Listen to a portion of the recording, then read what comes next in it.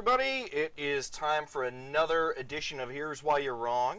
Right. All right, everybody's psyched to be here. Awesome. We got Brian to my right, Jim to my further right, which is actually, well, Brian probably is a little bit to my right, but Jim is really to my left. I'm so far to the right that I'm left.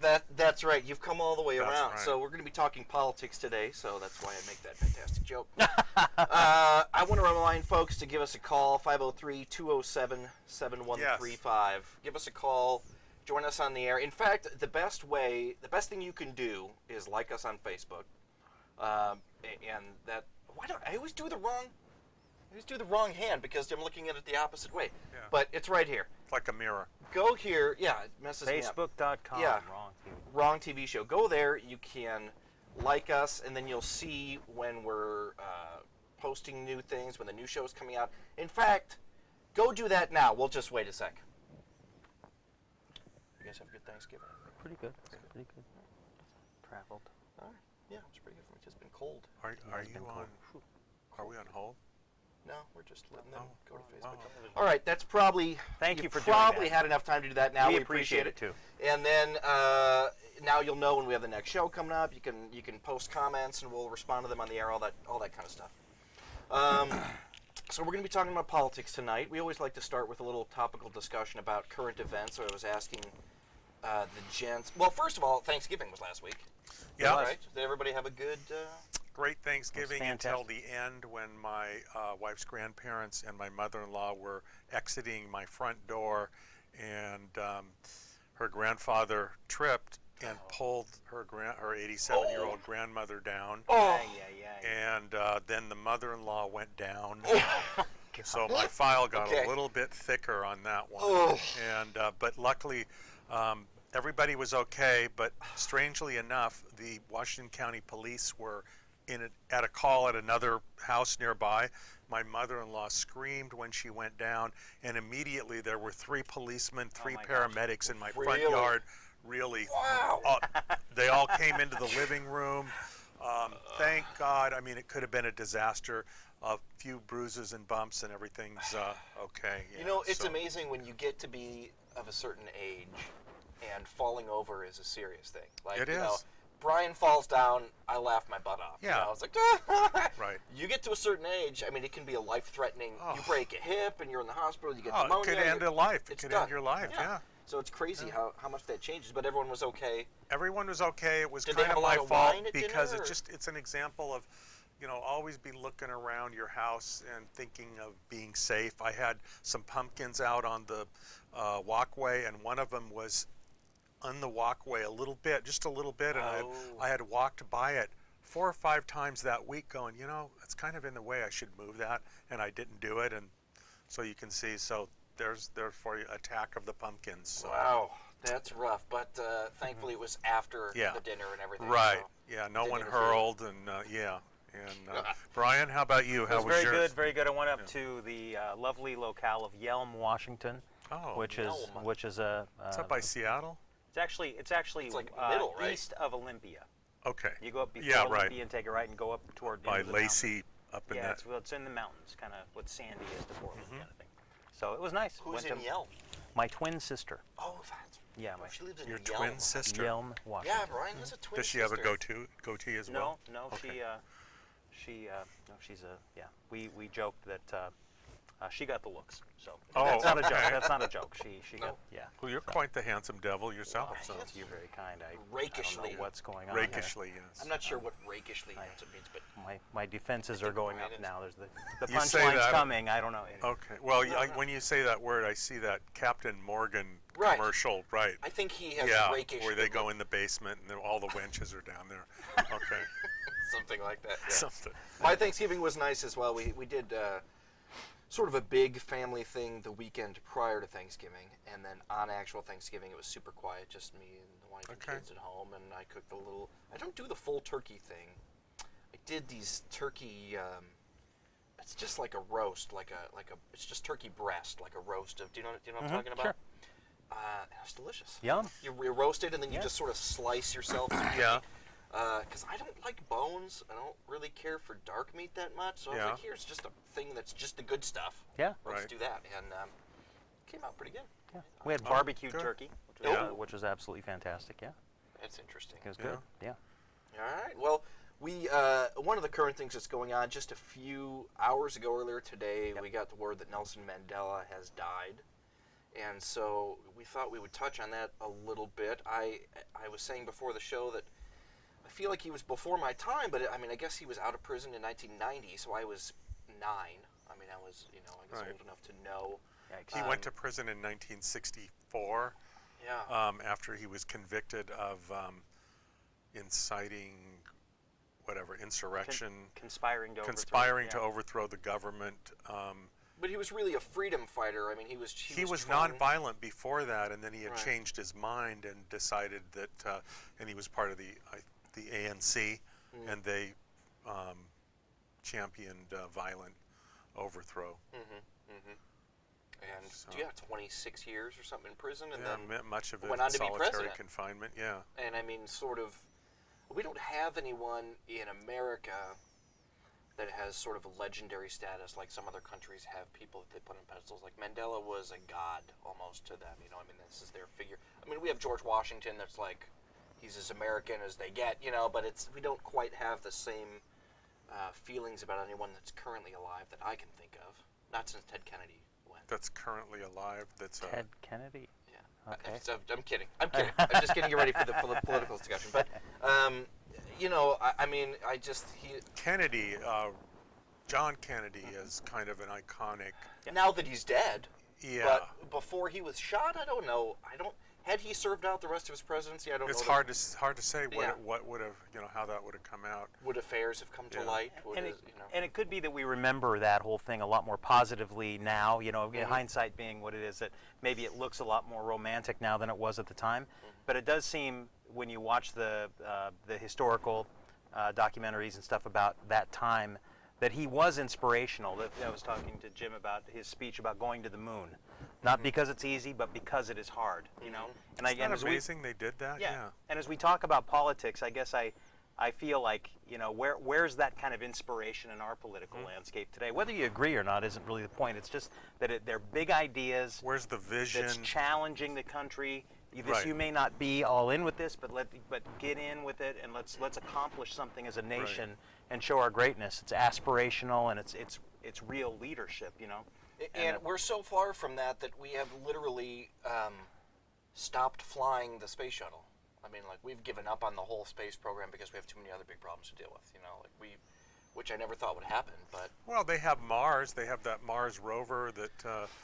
And I don't think that would get sent up today. Wasn't it the Chinese? Didn't they just launch a unmanned to the moon? Yep. Yes. Yeah. We're sending people up, hitching ride on Russian ships and Chinese ships, but we were once the leaders. And like you said, JFK. We're going to the moon. And people say, "Well, God, how many billions of dollars are we wasting on that? Who cares if we get to the moon?" But look at all the things that came out of that. There's something to be said. Inventions Tang. We wouldn't have Tang if microcomputers if we hadn't gone to the moon. Oxygen concentrators. Really? Yeah. Yeah. I mean, the fact that we missile guidance systems. Yeah. The fact that we did that when we did it, I mean, really, with duct tape and garbage bags. I mean, it was like crazy when you look at these guys. If you've ever been to a museum, I think Evergreen Aviation Museum has a lot of space paraphernalia and stuff. If you look at the capsules.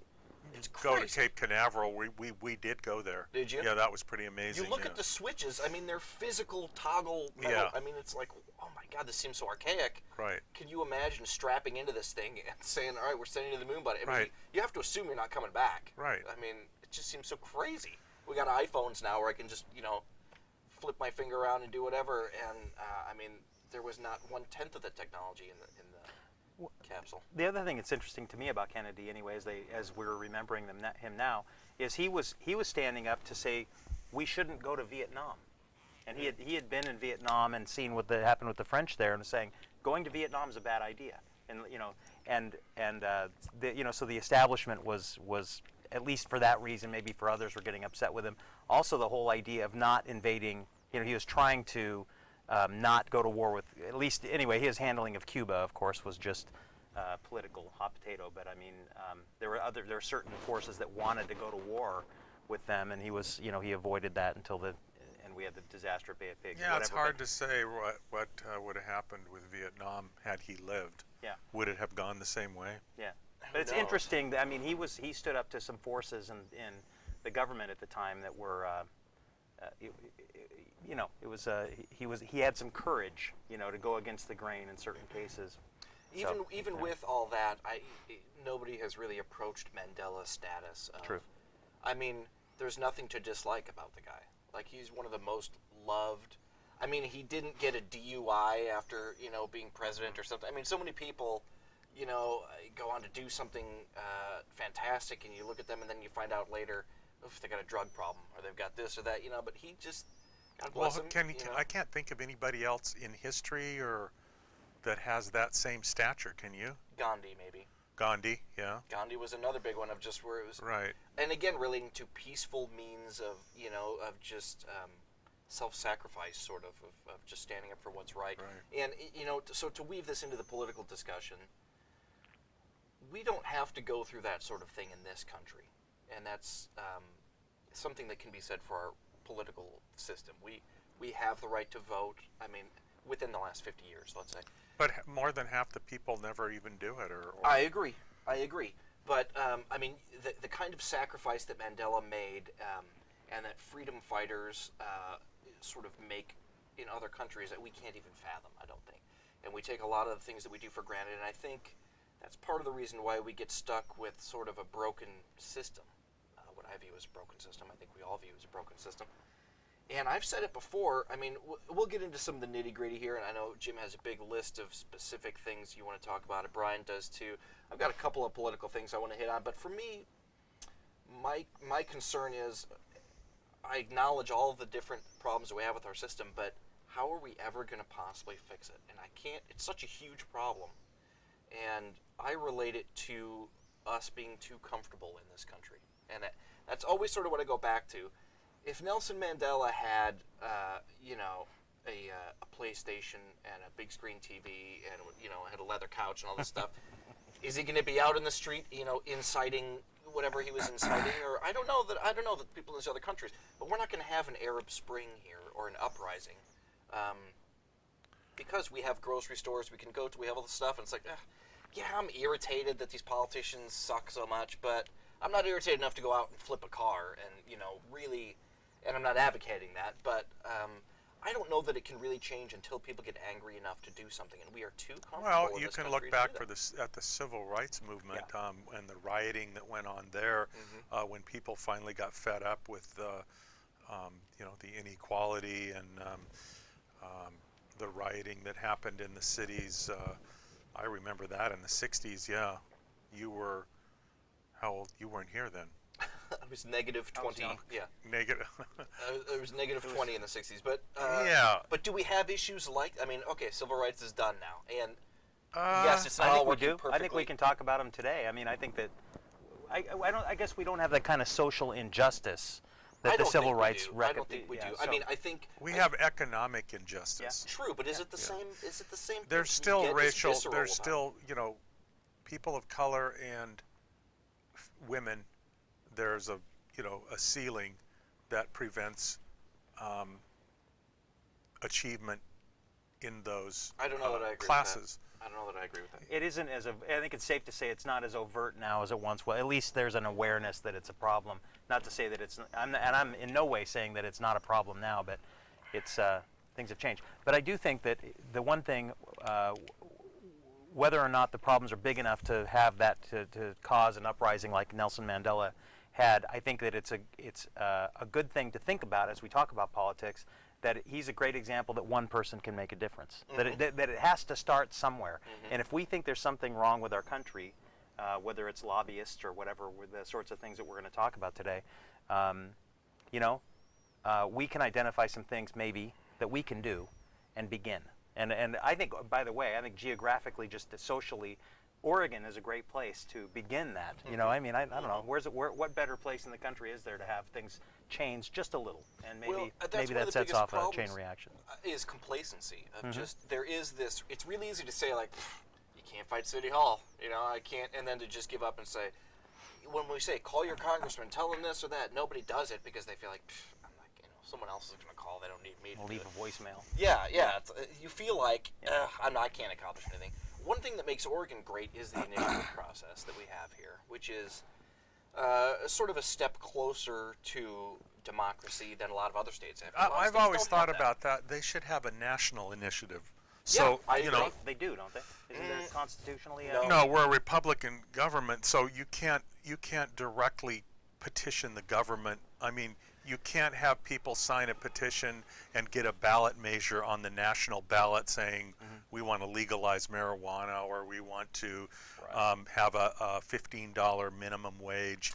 There is a way to, through a petition or a similar means, to amend the Constitution itself. But you're right. I think you have to do it individually in a certain number of states, and if a certain number of states. Well, to amend the Constitution, you need the states have to ratify. Right. Like the Equal Rights Amendment failed because why? Is it 2/3 of the states have to?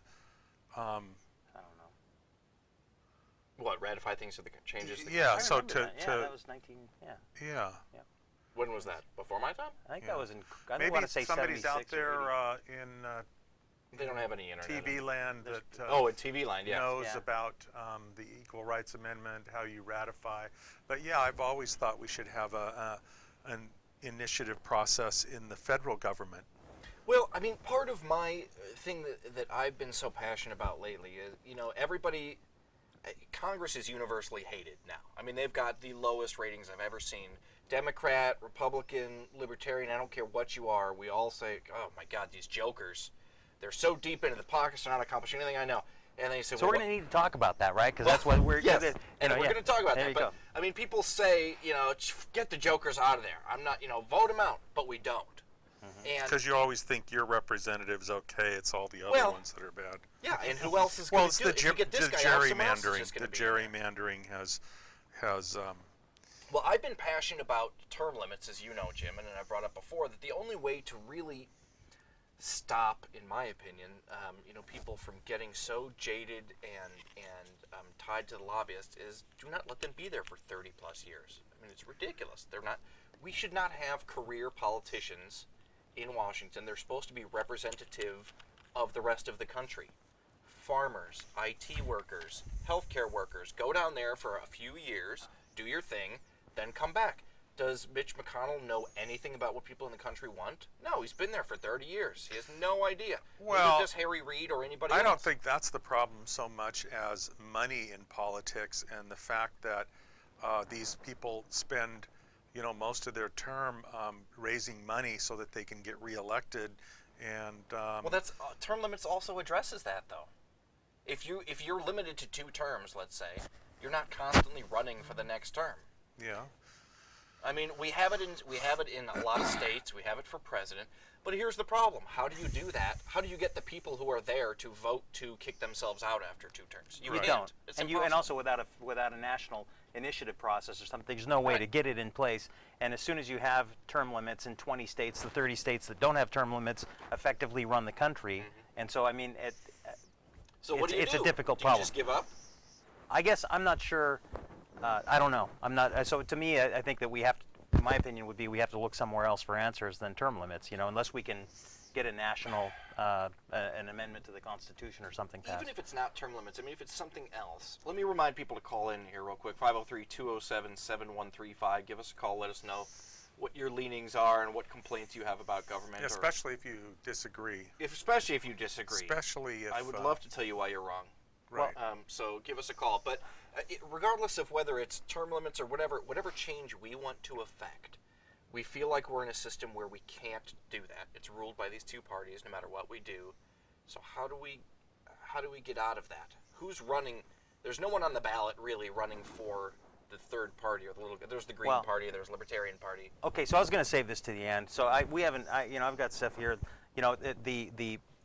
Today's politician is driven by their own ambition. They may get to Washington with ideals and fresh ideas, but pretty soon they realize that survival is the game in Washington. And if you're going to survive, you need money. And if you're going to, And so then pretty soon, once you realize you're surviving, then you start thinking about retirement programs and other benefits that you can get. You can going into the private sector and making far more in the private sector. Corporate boards. Right. It's beginning to redraw your district boundaries so you can stay in office and all the other things that you can do once you're there. Well, remember, they don't need to worry about retirement. One term, yeah. They will get $137,000 for the rest of their life. Sounds good. After one term. Yeah.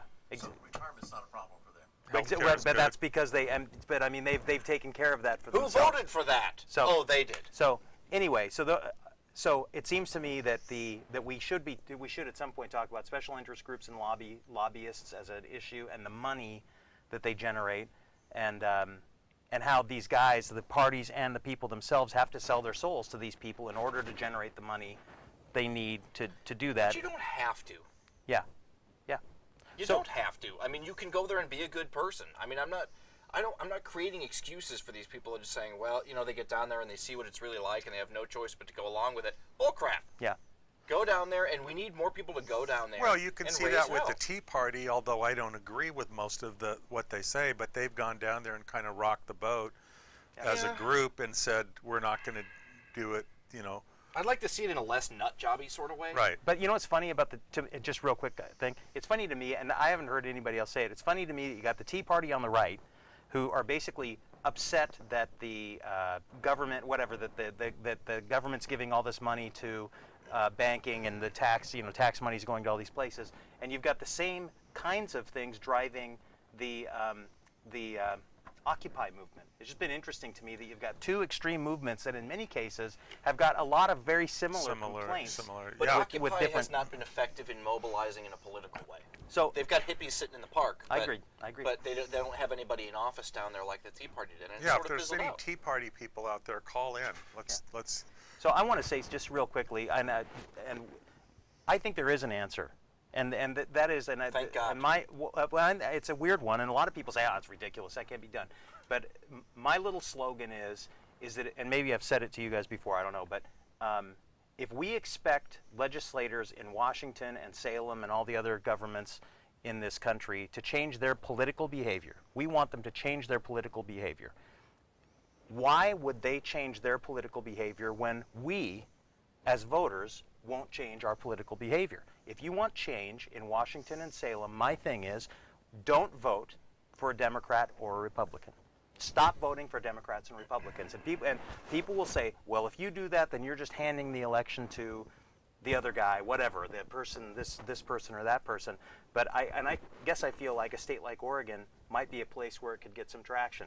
But if we had a movement in this country that just simply said, vote for someone else, what's wrong with having 3, 4, 5, 6 political parties represented in Congress? In other countries, it's a mess. I'm not saying it's not ever a mess, but having that many voices up there forces them to negotiate with each other. You can't have polarizing conversations because nobody will ever go anywhere. And so my assertion, my exhortation for all of us and for the people watching is quit doing it. Quit voting for Democrats and Republicans. I agree with the sentiment there. And people say, well, you're throwing your vote away. My belief is, and I live it, I'm doing it, is if you do vote for a Democrat or Republican, in my opinion, you're throwing your vote away because you're just continuing the process that we've got in place now. We need to break it somehow. I think, where I differ from that is, if everybody just writes in whatever they want.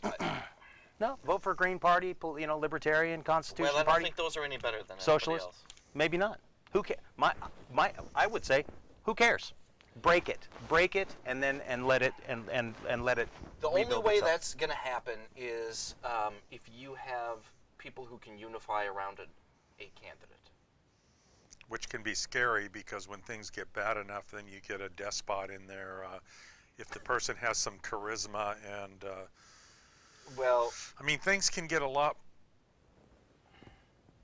they can worsen a lot more than... Yes, but, you need, I remember in the 90s, and I was little then, but, well, I was. Not little, but I was younger then. But I remember Ross Perot, and I remember, as young as I was, thinking, like, Well, here's something different. The guy made Here's sense, a guy but who his doesn't voice, you answer- just couldn't. I know. Yeah. I'm all ears. I know. But it was the first time that this guy came out of nowhere, didn't really Right. answer to any party, and put up a fight. He did. I mean, he had a got- shot. He And had there- a shot. And there's John Anderson also back in the 70s, I think, in the That's Carter. before my time. Yeah, Yeah. but I'm just saying that was another independent that actually had more than 1% of the vote. You know? Right. I Ross mean, it's- Perot was right about NAFTA and GATT, Uh-huh. and now today the Trans-Pacific Partnership, that they're another trade deal that Obama's, I mean, out of one side of his mouth, he's talking, coming out now today and yesterday about the middle class and preserving the middle class and the American dream, and on the other side of his mouth, he's negotiating in secret with Asian countries, the business elites in Asian countries, and this Trans-Pacific Partnership will go for an up or down vote.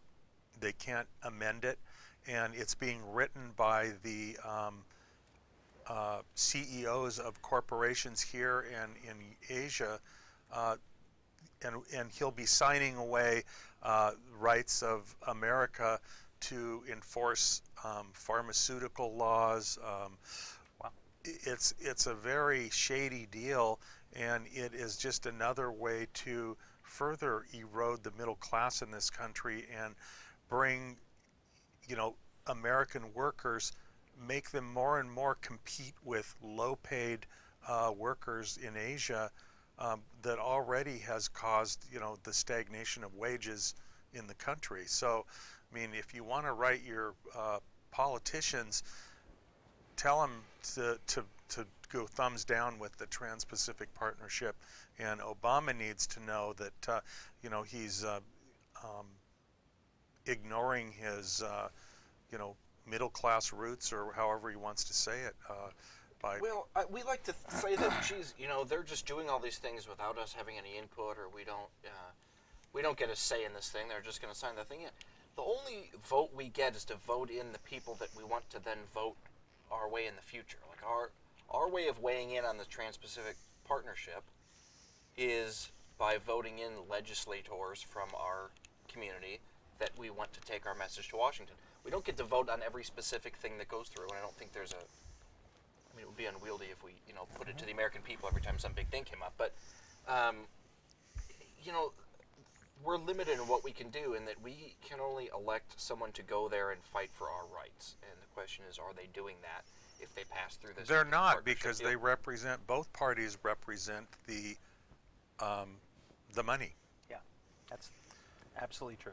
Yeah, I think that's probably true. But Yeah, how do we? I don't know what the answer is. At a certain point, I start to blame the voter, and I include myself in this, because it's like, well, what are we doing to really fix this? If I'm voting for this guy, and he's voting for the partnership, for the Trans-Pacific thing that I don't like. Well, I think Merkley, I don't know, I don't think he'll vote for it. And No, he probably won't. And Jeff Blumenauer, Merkley's a good guy, and I've met yeah. him. He is a nice guy, and I trust him down there. And I think, like one of you was saying earlier, I can't remember who, but we always liked our politicians, but it's the other ones we're concerned about. I think Oregon generally does have some pretty good boots on the ground over there. I think. We haven't elected a Republican governor since Vicati, I don't think, have we? That was even before you. That was before me. No, but I mean, I think Ron Wyden is an okay guy as far as politicians go. I mean, Whether or not he lives in Oregon or really legally Well, can be called an Oregon resident true. is in doubt. No, because he's been down there for how long? Well, and he has a condo in Manhattan where his wife is from, where he know. actually spends all of his time when he's not in I know. Washington. He comes here often enough to Right. maintain some legal level of residence, but yeah. So he doesn't have your vote, is that what you're saying? None of them have my vote, so. Well, then I guess I'll just announce my candidacy for every open position now. Just write my name in, Brian. So you I don't just write don't anybody's vote name for in. You just don't vote? Republican or Democrat. correct. I vote for- whoever else is on there. Yeah. Oh, if it's a third-party So candidate. so just to let it on. I mean, my background is as a more conservative, so I have voted libertarian, which my thing with libertarian is just that I think it'd be I think it's useful to have somebody perhaps at the table just saying, why are we assuming that the government is the tool to solve this problem? You know, and so at their extreme, it's unrealistic and undoable. I mean, basically, because they don't believe in hardly any government. But at the same time, I'm sort of more of the stripe that sort of let's try to figure out how to do less. Let's have community organizations or find other ways to solve these kinds of problems instead of. I have two problems with that. Because politicians, to me, look at something like, name a big issue today. I won't use any examples because I don't want to get in issues about abortion. Healthcare. Okay. Okay. But so politicians look at a big honking problem that we have as a society, and I'm not denying it's a problem, but to me, our mindset as a country is becoming more and more looking at this problem and say, well, got this hammer, you know, it's a nail. Everything becomes a nail, and we're going to use the government to solve this problem. And sometimes that's right. I'm not saying it's not, but I just feel like we sort of default to, you know, passing a law or coming up with some sort of a governmental solution, and we just wind up with this gigantic, you know, monolith of a government with agencies, you know, that would never go away, like the Bonneville Power Administration or the Tennessee Valley Authority, or all the New Deal agencies that are still out there. You know, not saying that we didn't need them at the time, but let me say two things. Things. Number one, I heard an interesting story today. Who's the poster boy of the libertarian sort of party? Is it Rand Paul? Poster boys, yes. It's the Paul family. The Pauls. Oh, okay. Rand Paul. Although they run as Republicans generally, yeah. Well, they're the libertarian ideal. They claim to it, be yeah. Mr. Libertarian, and I was listening to this story today about the loopholes in campaign finance where they can hire their relatives to work for them and then pay them money right through the campaign fund or whatever. And the number one person with the most family members working for them is Rand Paul. And you know, I think a lot of the people who love Rand Paul would hold him up as sort of a virtuous, like an outsider in Washington or whatever. It's like he's a Republican as far as I know.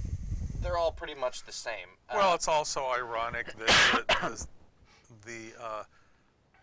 So this is all picking on my voting. Is that so? So No, I no, go no, out no. and say I'm voting. No, here's my problem with what you're saying. Yeah. I hear what you're saying, and I hear what libertarians' view is.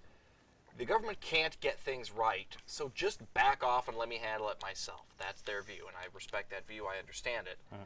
I take a different view, which is like, yes, the government is not working well. Things that they do are horrible. That does not mean that we abandon it and say it won't work. Let's instead try to change government and make it work better. Totally agree. I like that approach. Now, easier said than done, but I think, and Republicans and Libertarians are damn close these days. I mean, they're both like, get back Don't off. think so at all. Oh, they both. I think they would like to Government be. needs to shrink. I think- Government I needs to think- shrink. That's all you hear out of both. But Republicans don't make it shrink. No, I know. Yeah. So I hear you. well, yes, that's where the Tea Republicans say Party. that. That's what they say. They're going to change.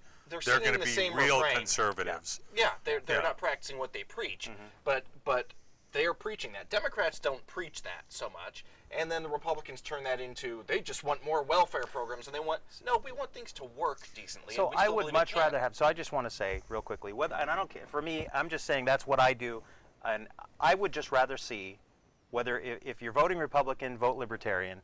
If you're voting Democrat, vote Green or whatever. I don't care. I don't even know what the options are.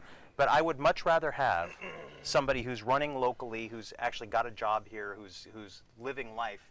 I'd rather have a Libertarian negotiating with a Green Party candidate in Washington, at least as it stands today, about issues because they're more likely to not be career politicians, and they may actually be driven by some kind of a philosophy that may make them able to communicate with one another and come together. At least, I don't know.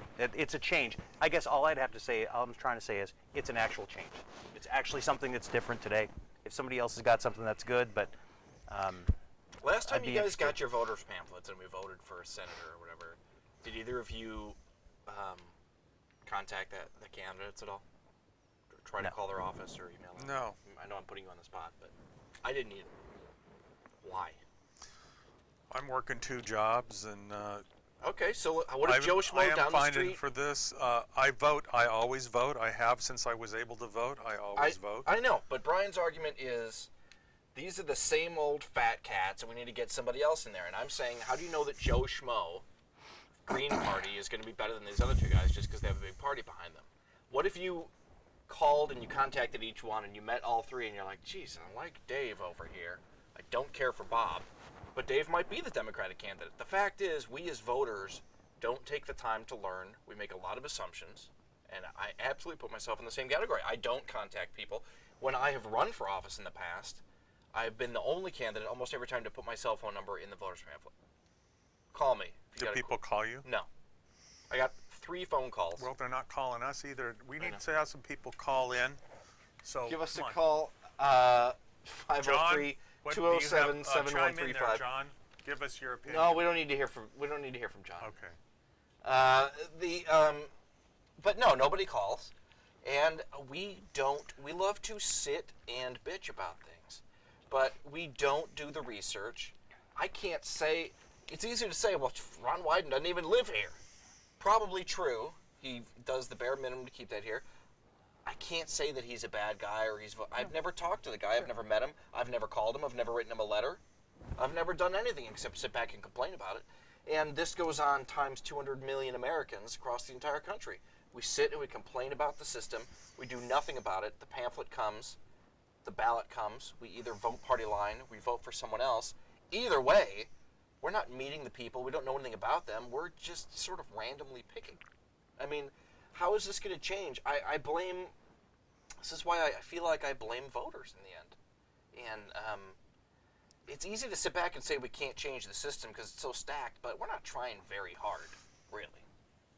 And again, I think it's because we're too comfortable. Well, I'm going to keep going back to my, so yeah. Go ahead. No, the thing about it is the two parties, the reason not to vote for a good guy who's a Democrat or a Republican is because their party has sold their soul.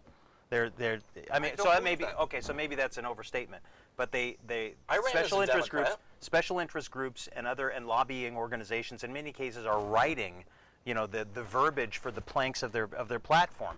In order to get the money to the national committee for that party or whatever, and that's not necessarily the worst thing ever. But I think that's a huge assumption, Brian. You're saying that they are shills, and that they're sitting back, and that the party behind them is doing most of the work, and they'll say, and they're puppets. And I don't know that you can say that. How can you say that? I think there's no issue as far as I'm concerned with it. I mean, to say that a national organization is giving tens of thousands, or even I don't even know what the amount of money is to the national committee to drive their policy. Are you saying you don't believe that that's happening? No, I believe that's happening. But okay. you are implying that is going to affect what a candidate says and does. If enough people in it, but if the party says we're about this piece of legislation, take the NRA. So we talked about the NRA in the past, or abortion, or any number of religiously themed issues over the last 20, 30 years, whatever, any number of them, healthcare. Lobbyists have positions that they care about very much. Companies, corporations, CEOs, pharmaceutical companies, whatever they are, and they give the money, and they drive the debate, at least to some degree, and lobby the party, in order to get the money. Doesn't guarantee that the party's going to go their way, but they have a seat at the table with the party, right? So if that's the case, and they're driving some of the philosophy of the party, then when you elect your local representative, you're at least at a national level, a representative or a senator, okay, when they don't have a horse in the fight on a vote on the Senate floor, they're going to go with their party, right? That's how politics works. Well, when they don't have a horse in the fight, I mean, it's a matter of what's right and what's wrong. If you're a Democrat or a Republican, you are there, and you have to toe the party line. I disagree with that. I don't know what you mean by you have to. You don't have to do anything. Well, when you need a piece of legislation passed that your district cares about, you're going to need them to go along with you. That may be true. So you have to play ball with them on stuff that you can negotiate on. If you're a Democratic representative or a Republican, and you consistently vote against the way your party votes, you're not going to be in that party for very long. Maybe. Yeah. Maybe you don't need to be in that. Well, that's true. Well, we've Maybe seen not. that, Like Bernie Sanders Right. in New Hampshire Well, or I mean, Vermont Yeah. is an independent. right. Yeah. And you're sort of, but you're making the case for why things are staying the same. You guys are saying they have to do this, otherwise they're going to lose their. I don't think. What I'm saying real quickly is my point, just very briefly, is that by even if a candidate is a good guy or a good lady or whatever, if they're a Democrat or Republican, you need to understand that you're contributing to the system as it is. It doesn't because you're running under one of the two major parties. Yes, because they are going to play ball with the policies that their party's driving, and that's how it is. The So your only way- status quo is going to stay. The only largely. way to affect change on the system is to get into the system to begin with, though. If you want to Or make term limits come in into the effect, 60s, the violent civil rights movement, the violence and the rioting, and but we're not gonna have that. people listened, and things changed Yeah. in response to that. I'm not saying violence is the way to go, but it was people standing up to the status quo. I mean, that's what conservatism is you want things to stay the way they are, right? You want I wouldn't a conservative see it wants that way. things to stay the way they are, which is, privileged. The privileges of a small group of people want to retain those privileges, and well, I think all politicians want to retain their own privileges within their family. Well, you have to have a themselves. certain- I don't think that's a specific certain- to Republicans at all. A lot of personality liberals to want it, be. yeah. I mean, Yeah. there are some sociopaths that are great politicians. Yes. Yes. But here's what I'm saying. I get elected, I'm a Democrat, I go down there. A bill comes up that's, voter ID or whatever. All the Democrats are like, we need to kill this thing now. We need to vote this down. This is the Republicans' way. Well, vote suppression. I mean, that's the whole. One of the major things of the Republican Party is suppress the vote. Maybe. I disagree Yeah. with that. I'm a Democrat. I have no problem with voter ID. No problem. I'm not going to vote with my party on this just because they want me to. Because I can say, no, I don't agree with this. It doesn't make sense. You're trying to make a political issue out of this. Well, here. then when you come up for re-election, they can point to your record and go, look. And then I can stand up and say I did what I thought was right and I didn't vote with my party. Okay, and I then- wouldn't be ashamed of anything that I've done. I think and if you then stand up and answer for and it, then the Democratic machine will not fund your re-election bid. maybe, Yeah. I still did the right thing. And if the next guy that comes in after me, after they elect someone else, he does the same thing, then the next guy after him does the same thing, and you all just vote for what's right, then eventually the machine doesn't matter anymore. But eventually somebody's going to come in who wants the job. I guess that's who's there because of their own ambition, They can only not get there because if of we the vote values for that- them. The Democratic machine doesn't get to just pick someone and toss them in there. It's up to us. That's the whole point. They don't get to decide. They have a lot of money, and they can run more ads and do all these other things, but Right. that doesn't seal an election. It makes it very difficult. It's very difficult to compete monetarily with somebody, but we can vote for whoever we want in there. People are lazy. They do not vote. Well, how come nobody's calling in? They don't care Because about. they're lazy. They're lazy. This is what I'm saying. Okay. This is the society that we have crafted. They're all out shopping. Oh, God. Yeah, I mean, this, like I've said, we're too comfortable. Who's running for office anymore? Nobody. I went to a breakfast a while back, and Jerry Frank spoke of Meyer and Frank. So early, they came, in the up north from California in the 19th century, and would set up the first stores in the Oregon Territory, and all that good stuff. He's got that book, right? Jerry Frank's Oregon or something. Several, like yeah, this. he's written several books. Yeah. Really interesting, older guy, really, and an old Oregon family, But he said he was the, the chief of staff or something for a former governor of the state of Oregon. Was also an associate of Hatfield, and anyway, did a lot of stuff like that. But he said when he was involved in Salem that you knew that you'd have the finest citizens from all the areas of Oregon in Salem.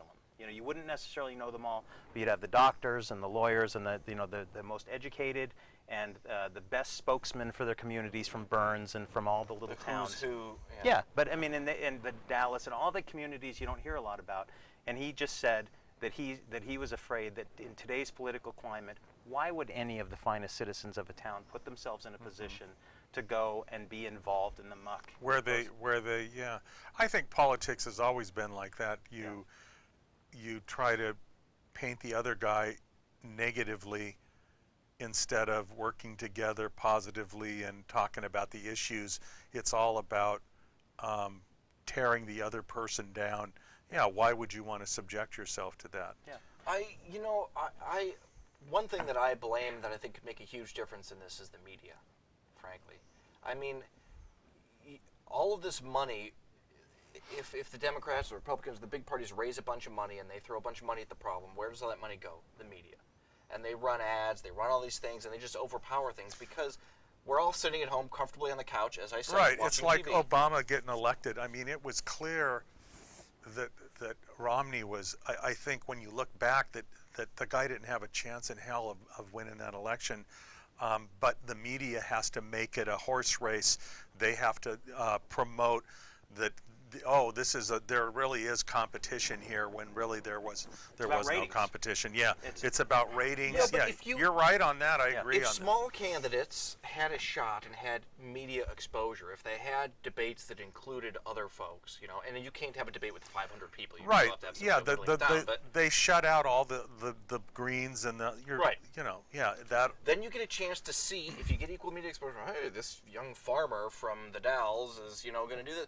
Then that person has a shot of people seeing them and saying, I can relate to that guy. I know that guy, but they don't get anything. Right. Yeah. If there was public funding of elections and the news media had to run for free, everybody that wanted to run got the same time. Well, you have to have, signatures is the way that we've done this in the past. Not every Joe Schmo gets a TV spot, but the candidates who collect 20,000 signatures or something, then if you can show a certain level debate. of support, then you get TV time free. Yeah, exactly. But money is speech in this country, according to the Supreme Court. So the more dollars you have, the more speech you have. So you and I, we don't get access, we don't get speech. Except for this show.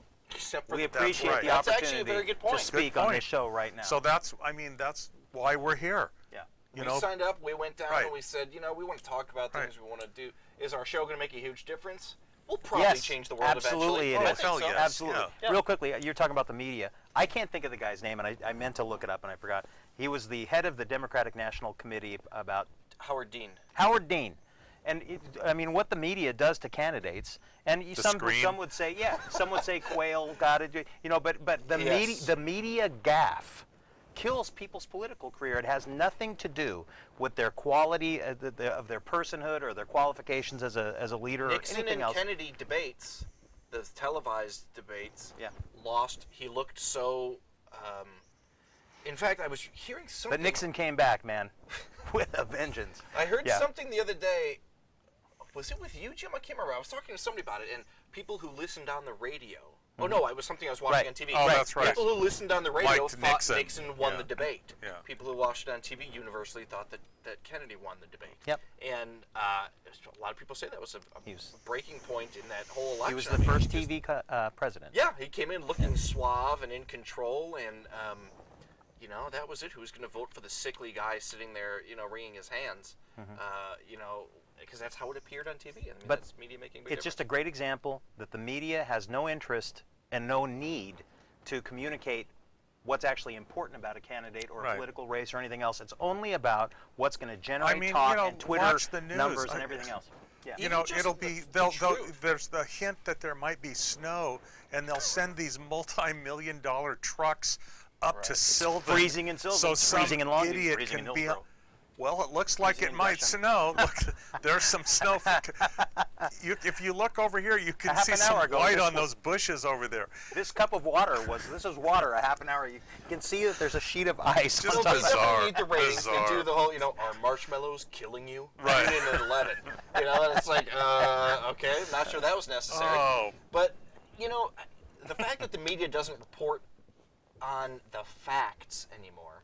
They parrot back what, Republicans in Congress are claiming that this, and the Democrats Right. are claiming that this, and so we've been done they for have a to- while. Why don't you just report what's happening? Republicans claim this, Democrats claim this. In fact, here's what would happen. I mean, actually, Well, do they some have that research. PolitiFact in the newspaper. Yeah, they're the only ones that do that. Yeah.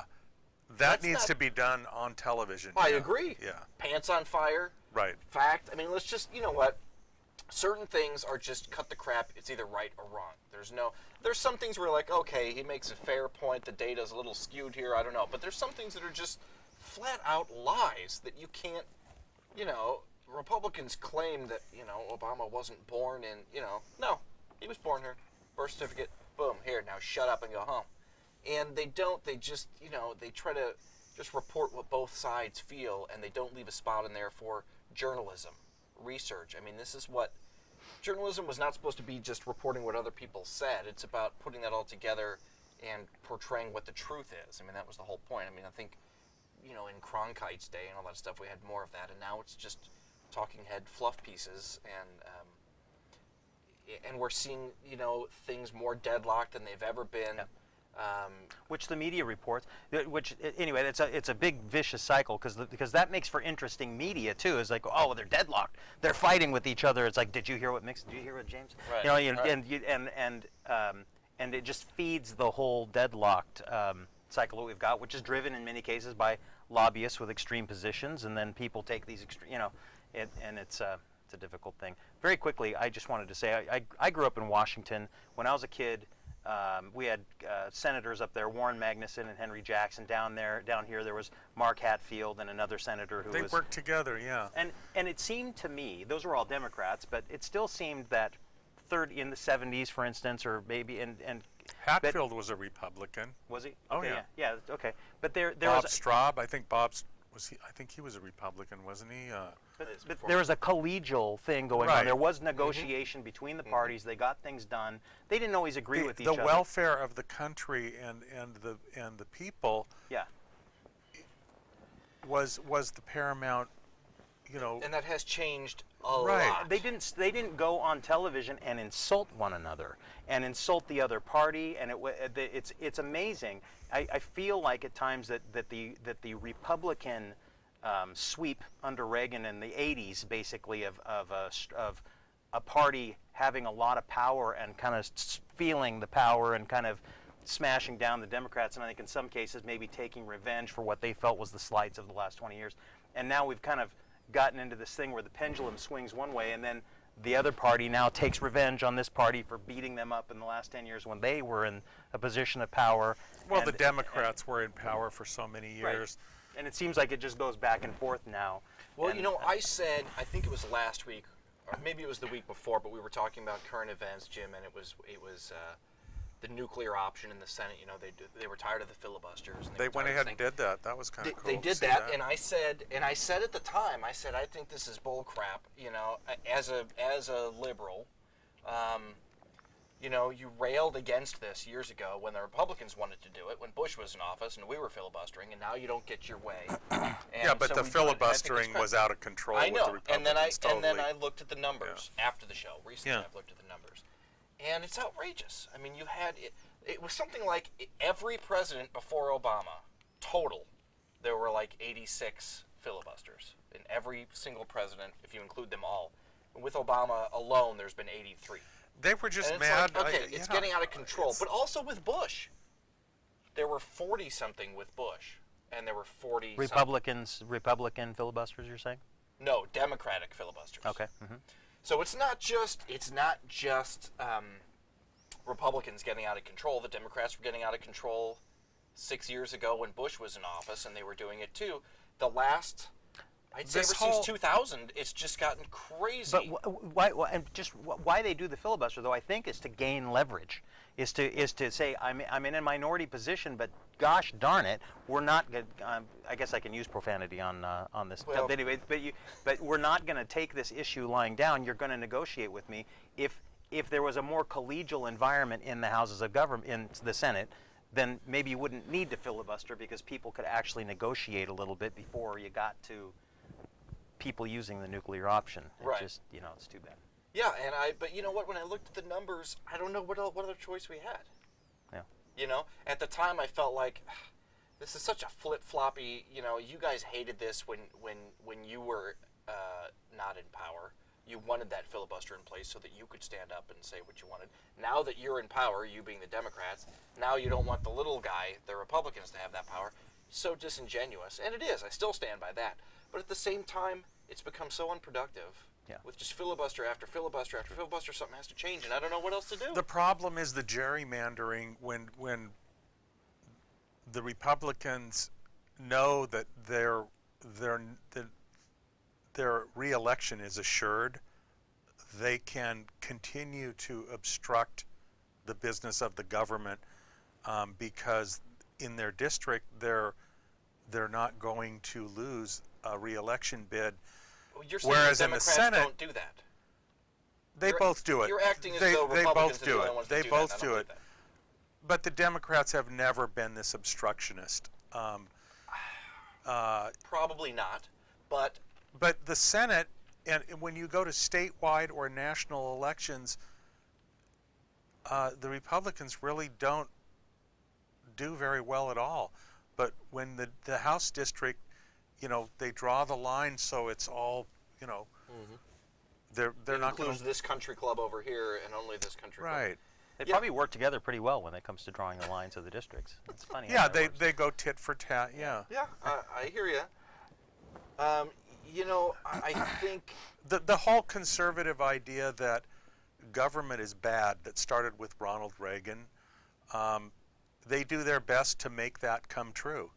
The Republican Party, and the idea that government is bad and the private sector, private enterprise, everything should be privatized, that theory is destroying the middle class. yeah, I'll agree with that. I think I don't know that we can say And that. it's proven that it's bad. I mean, it doesn't work. I mean, No, I when know. all the money goes to, 90%, 10% of the population, controls more wealth than the other 90%. We didn't even get to the We didn't get to income that. inequality, which you That and I is- have differing opinions on. But that's a discussion in and of itself. You know- We're running out of time, Jim. Okay. So we're down. So put a pin in that for now. Let's talk about income inequality and the reasons and the foundations of that. Here's what I would like to talk about at our next show. Be thinking about it and bring your ideas for the next show. No callers. I would like to have a philosophical discussion for the next show, a show about philosophy, and income inequality Okay. can be a part of that discussion.